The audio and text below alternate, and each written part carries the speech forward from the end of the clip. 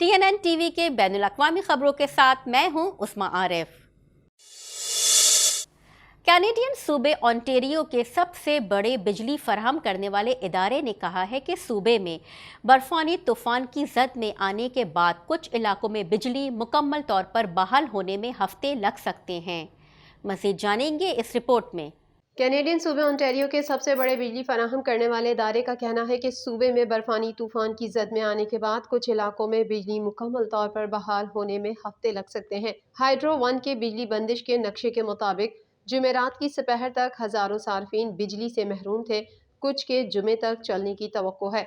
लेकिन यूटिलिटी का कहना है कि हिंड्सविल में बंदिश, जहां 2000 से ज्यादा रिहायशी जुमेरात को अभी तक तारीकी में थे, 15 जनवरी तक मुकम्मल तौर पर बहाल होने की तवक्को नहीं है। हाइड्रो वन के तर्जुमान का कहना है कि बर्फ की एक और लहर की वजह से इस इलाके में बहाली का काम सुस्त पड़ गया है, जिससे बंदिश की तादाद में इजाफा हुआ है। कुछ ऐसे हालात हैं जहां तूफान के आगाज से ही लोग बिजली से महरूम हो सकते हैं, और फिर ऐसे लोग भी हैं जो मुसलसल खराब मौसम की वजह से हालिया बंदिश से मुतासिर हो सकते हैं। हाइड्रो वन के मुताबिक पेरी साउंड की बस्तियों में तकरीबन 1000 सार्फिन के पास 4 जनवरी तक बिजली नहीं हो सकती। गुज़िश्ता हफ्ते तूफान के बाइस ओंटारियो और क्यूबेक के कुछ हिस्सों में लाखों अफराद बिजली से महरूम हो गए थे। हुक्काम के मुताबिक शदीद बर्फबारी और तेज हवाओं ने बहुत से दरख्तों को गिरा दिया, जिसकी वजह से मजीद बंदिश हुई है और हाइड्रो वन के मुलाजमीन को मुतासरा इलाकों से रोक दिया गया है।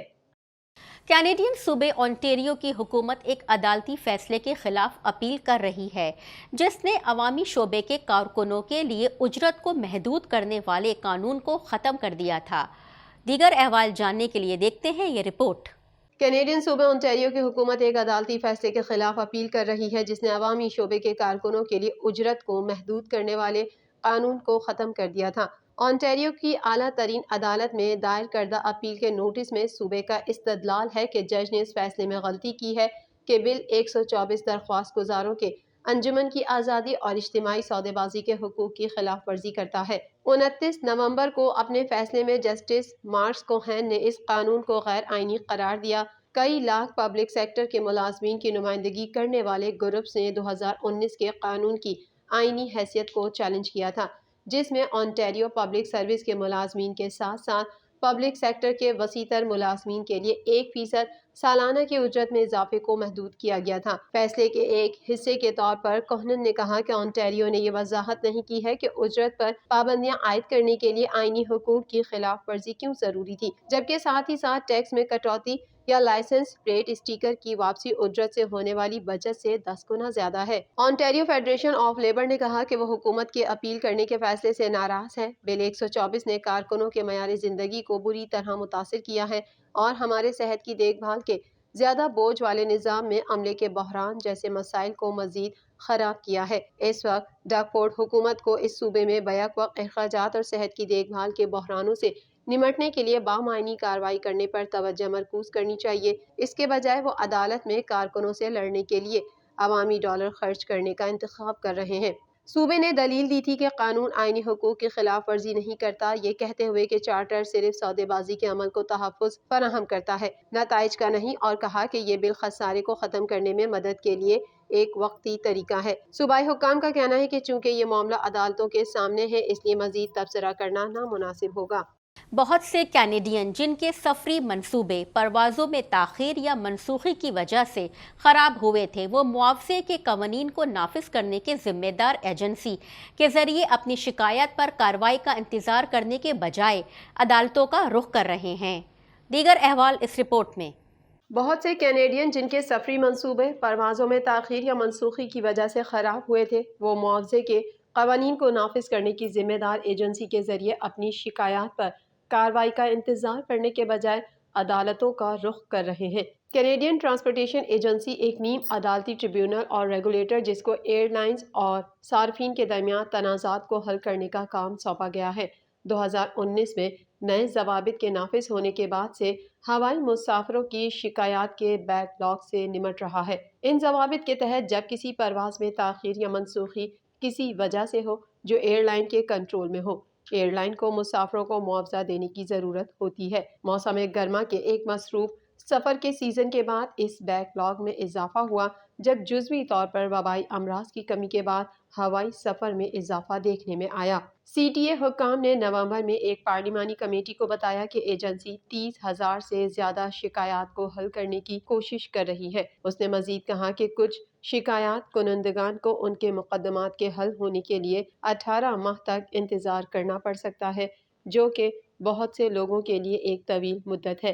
وزیر ٹرانسپورٹ عمر الغبرہ کے دفتر کے ایک ترجمان کے مطابق 2022 کے بجٹ میں $11 ملین مختص کیے گئے ہیں تاکہ بیک لاگ کو حل کیا جا سکے۔ ولادیمیر پیوتن نے چین کے صدر کو دورے روس کی دعوت دے دی۔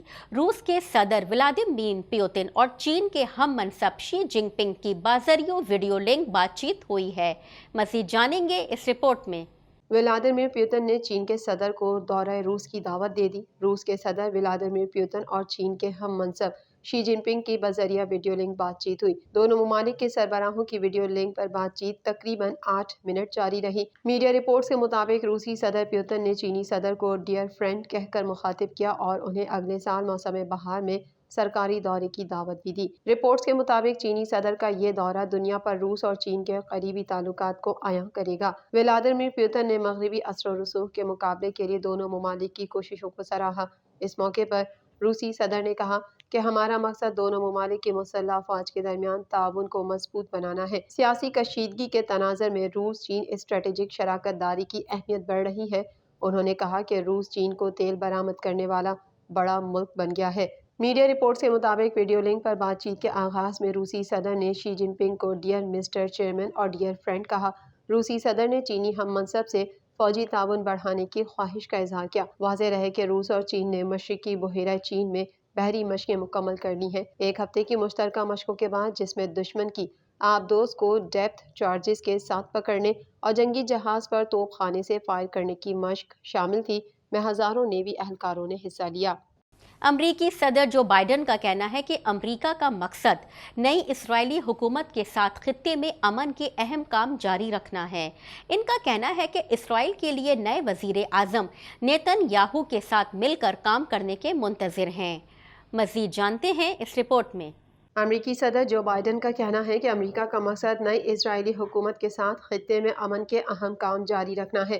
ان کا کہنا تھا کہ اسرائیل کے نئے وزیر اعظم نیتن یاہو کے ساتھ مل کر کام کرنے کے منتظر ہیں۔ اسرائیل میں نئی حکومت کے قیام پر صدر بائیڈن نے اپنے بیان میں کہا کہ امریکہ کا مقصد نئی اسرائیلی حکومت کے ساتھ مل کر امن قائم کرنا ہے۔ نئی اسرائیلی حکومت کے ساتھ فلسطین اور اسرائیل کے درمیان امن کے لیے بھی کام جاری رکھنا ہے۔ انہوں نے کہا کہ امریکہ 2 ریاستی حل کی حمایت جاری رکھے گا اور 2 ریاستی حل کی عملداری کو خطرے میں ڈالنے والی پالیسیوں کی مخالفت کرے گا۔ واضح رہے کہ اسرائیل میں تیسری بار وزیر اعظم بننے والے بنیامین نیتن یاہو دائیں بازو کی انتہا پسند جماعتوں اور یہودی آرتھوڈکس جماعتوں کے ساتھ مل کر نئی اتحادی حکومت تشکیل دینے میں کامیاب ہو گئے ہیں۔